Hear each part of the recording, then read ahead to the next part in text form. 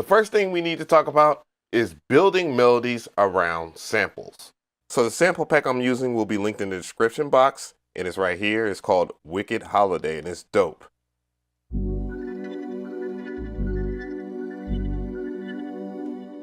So one of the things I want to talk about as we listen to this dope melodic is key of the sample and the BPM. It's not necessary for this example, and I'll show you why, as I already settled on a sample.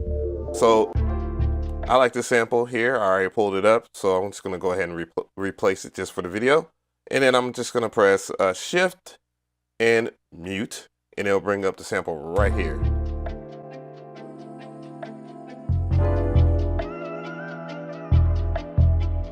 So this sample, in a nutshell, is a A minor, but what we can do is check it right over here, as you can see, and I've done this in another video, but it is an A minor. But what I'm going to do is I'm going to pitch it down just a little bit. So I just went into, I'm going to show you again, process, and we're going to pitch it down here. The reason why we pitch it down this way instead of pitching it down on that screen, the sample edit screen, is we get access to this right here, the data analysis, and it's already processed. I'll hit detect. Since I used the built-in key detection feature on the MPC, it said F sharp minor. Hold on to that information, okay? That's very important. So now the sample sounds like this. And it's what I like. So I'll just go ahead and chop it up. Make sure again that you use key detection, because that is key.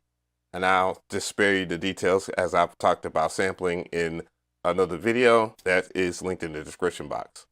All right, so let's lay down the drums real quick.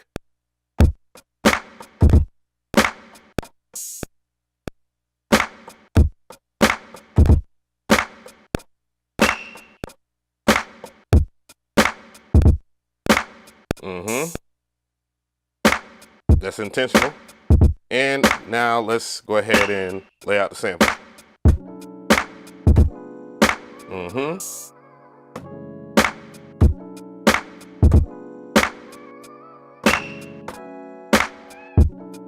All right, we got a little groove here. I'll turn up the sample a little bit so we can hear it out now.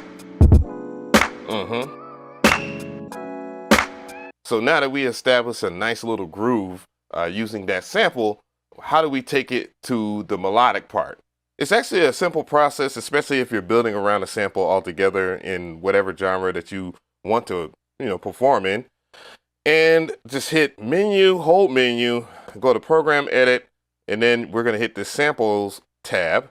And then we're going to look at that melodic, and you can see that it still says F sharp minor, but if I go up to this one, well, it still says F sharp minor. So we're good to go. That's what it's detected. So that's another key there. And then we'll just go into main, and we'll work on the melodic. I have something light. Go into pad performance, and we're going to find that F sharp is already in here, but we need to put it to an F sharp minor.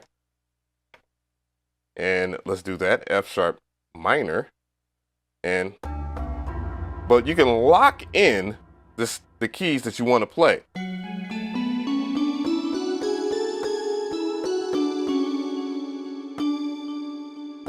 And you can play triads. So let's go ahead and do that. Turn it down just a little bit, because, and let's go.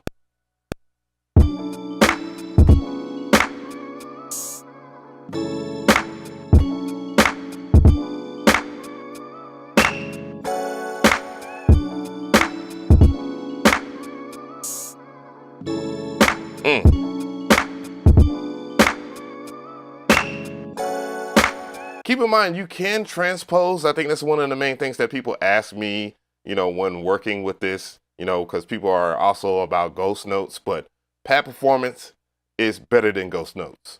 Just to transpose up, you go over here on the main screen, the second part of the main screen, and you just go up 12 semitones. If you want to go up on like that.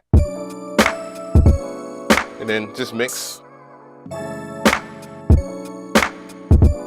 and you're good to go. So building a bass line could be a complicated process, but remember, we're going to use that exact same knowledge that we just learned and apply it to a bass line. When I'm talking about a bass line here, we're going to pay attention to this since we already locked it down. So it is the F sharp minor. So I don't want to start with this as far as laying out the melody, but I do want to start with this. This feels really good, and it is about feeling. So let's lay that out. We'll look at the pad performance too.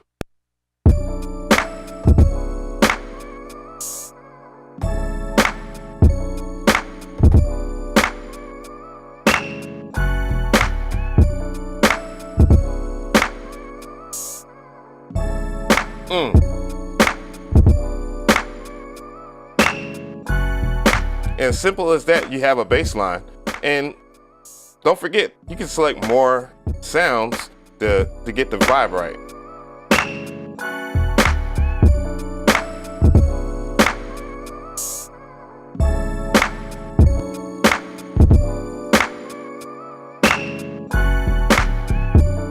Play with transpose to get the vibe,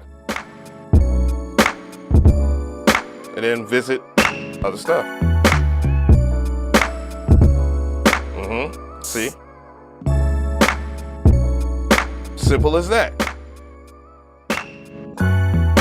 Since we already have a good call, which the call in this beat would be the sample, then we need a response or like a hook part of the track. And that's where we're going to talk about building a chord progression.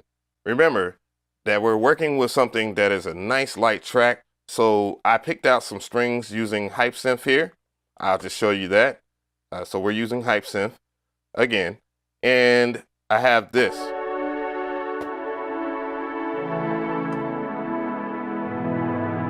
But we go back in the main, we look at the pad performance so that you can see here, we're still in the F sharp natural minor. And we need to figure that out. So I'm going to lay this down first, and I'll show you something else that's cool.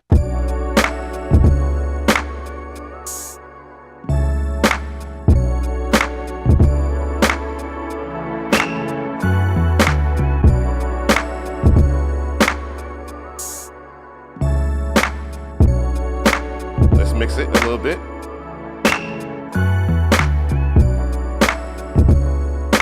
So what I did was complement it.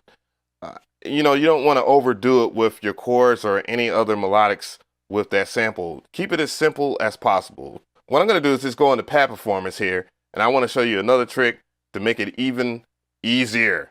So we're going to go into progressions. Now, remember, the MPC has progressions in here, and if you don't know that, well, you're about to know. And what I'm going to do is go over here to house.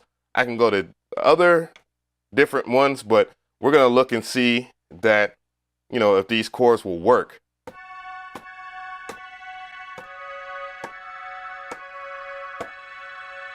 And if you need the reference, if you can blend certain things in there, and I'm going to hit the pad banks to go down.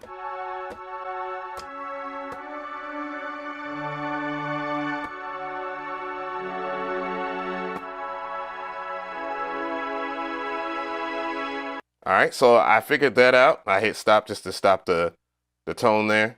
But just going into notes here, and you can always explore more. All right, let's go.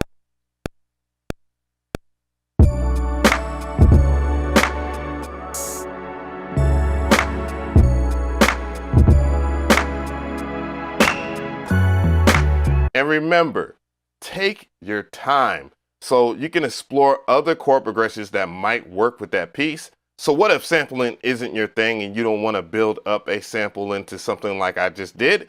Well, let's talk about music theory using that type of knowledge. Let's start off by building up a progression using chords, and we're going to start with the bass chords. So the bass chords are basically the chords that you will play in the lower octave of your keyboard, or in this case, the MPC Live XOR1.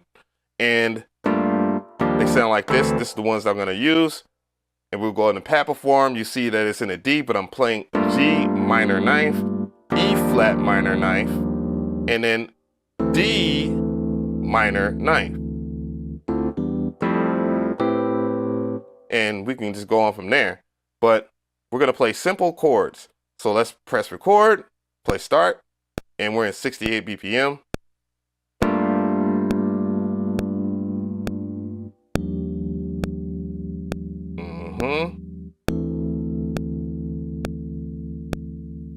Keep it simple.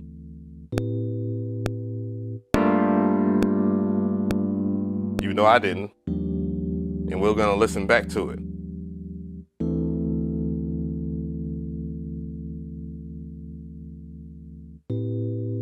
Keyboardist will play little small notes at the top of every one of those, but it's kind of impossible to do that on MPC. So you have to use another track or just overdub that track.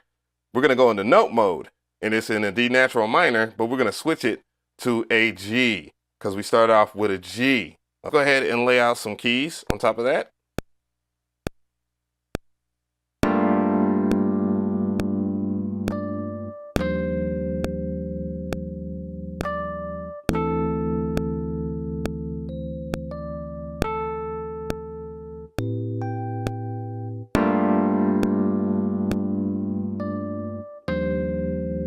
And we don't need a metronome no more.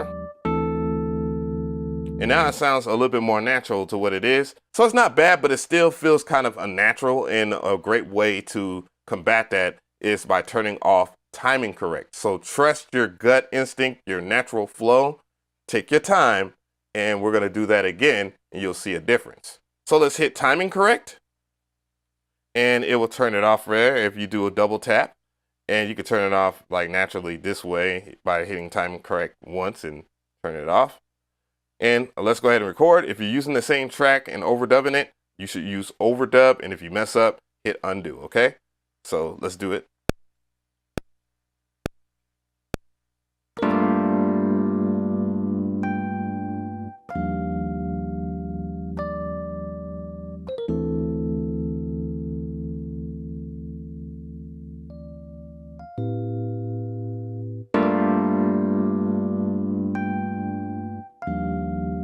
And if you have to, you can always go and check your velocity and adjust everything accordingly.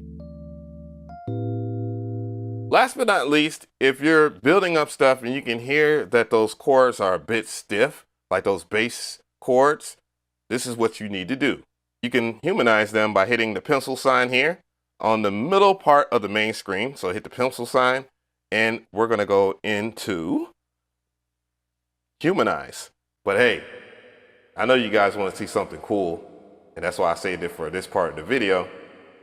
Let's sample that. What you could do is go into the pencil sign here. You can actually name this sequence. Let's name this whatever. You can name it a sample or whatever. I'm just going to name it Av EP. And now we'll hit the pencil sign, and then we'll go over to this where it says bounce to sample. Now, from bounce to sample, it will bounce it down and it will be a part of your sample pool. What you could do from here is go to, another sequence or go into sample edit, and then you can go with the chopping process. All right, let's get it.